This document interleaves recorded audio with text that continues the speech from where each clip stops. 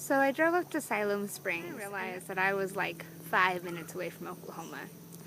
And while Oklahoma is one of the places that I count as having visited, I'm pretty sure that my visit consisted of a 1-hour layover. Anyway, so I was like, okay, I'm 5 minutes away from Oklahoma, I'm going to drive over into Oklahoma. I didn't drive all the way to Tulsa. However, I did drive a little bit west and a little bit north to a lake. Lake Ucha, I think. E-U-C-H-A. It's a little bit south of the Grand Lake of the Cherokees. And it's really very pretty, and there's some people fishing here and some people fishing over there. Okay, you gotta help me out. I just finished reading through the essays, the Majo essays by Floyd Takuchi, and I think, okay, so there was one about fishing on the XXXX, the Robert Reamer's boat, and that was really engaging, interesting, talked a lot about the fishing trip.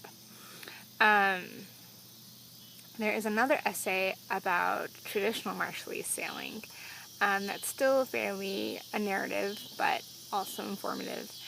And then the first essay in the book is about a weekend retreat to Eneco. That one's like, at least 2/3 of it is informative about the Marshall Islands in general, because it's one of the first essays in the book.